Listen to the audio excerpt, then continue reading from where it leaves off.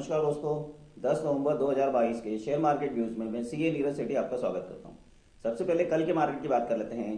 कल के मार्केट की शुरुआत तो तेजी के साथ हुई, लेकिन उसकी क्लोजिंग हल्की सी बत्ती के साथ हुई। सबसे पहले निफ्टी की बात कर लेते हैं।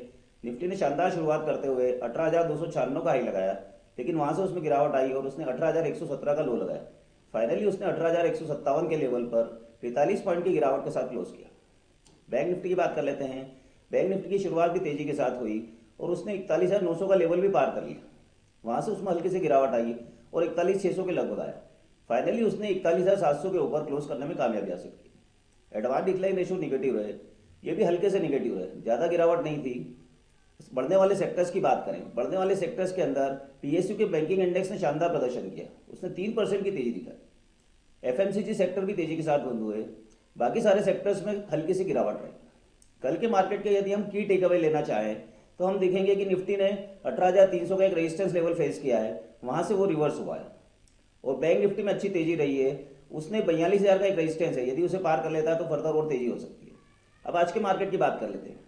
आज का मार्केट ग्लोबल मार्केट से क्लोज निगेटिव है। रात में अमेरिकन मार्केट गिरावट के साथ बंद हुए हैं और एशियन मार्केट से क्लोज में निगेटिव है, तो हम हल्की गिरावट के साथ खुल सकते हैं। ये गिरावट 50 से 100 पॉइंट की हो सकती है। निफ्टी के इंपॉर्टेंट लेवल्स की बात कर लेते हैं। निफ्टी का इंपॉर्टेंट सपोर्ट लेवल 18,000 रहेगा और इंपॉर्टेंट रेजिस्टेंस लेवल 18,300 रहेगा। बैंक निफ्टी की बात कर लेते हैं। बैंक निफ्टी का इंपॉर्टेंट सपोर्ट लेवल 41,000 रहेगा और इंपॉर्टेंट रेजिस्टेंस लेवल 42,000 रहेगा। अब आज की स्ट्रेटेजी की बात कर लेते हैं। क्योंकि मार्केट में बहुत तेजी थी और कल हल्की सी गिरावट आई है, इसलिए आज भी थोड़ी सी गिरावट आ सकती है, लेकिन इसका मतलब ये नहीं कि आज गिरावट का मार्केट रहेगा। क्योंकि आज वीकली एक्सपायरी भी है, तो निफ्टी और बैंक निफ्टी में जबरदस्त एक्शन देखने को मिल सकता है। तो निफ्टी की स्ट्रेटेजी की बात कर लेते हैं। निफ्टी किसी भी कारण से गिरकर 18,000 के लगभग आता है तो 17,900 के स्टॉप लॉस से उसे खरीदेंगे और हमारे टारगेट होंगे 18,100, 18,200। बैंक निफ्टी की बात कर लेते हैं। बैंक निफ्टी किसी भी कारण से गिरकर यदि 41,300 तक आता है तो उसे 41,000 के स्टॉप लॉस से खरीदेंगे और हमारे टारगेट होंगे 41,500, 41,700। आज की शॉर्ट टर्म कॉल्स की बात कर लेते हैं। आज की हमारी पहली शॉर्ट टर्म कॉल है पीआई इंडस्ट्रीज। पीआई इंडस्ट्रीज जिसका करंट मार्केट प्राइस है 3623 रुपये, इसे शॉर्ट टर्म के लिए खरीदेंगे। शॉर्ट टर्म में हमारे टारगेट होंगे 3800 से 39 रुपये। हमारी दूसरी शॉर्ट टर्म कॉल है पंजाब नेशनल बैंक पीएनबी, जिसका करंट मार्केट प्राइस है 44 रुपीज़, इसे शॉर्ट टर्म के लिए खरीदेंगे।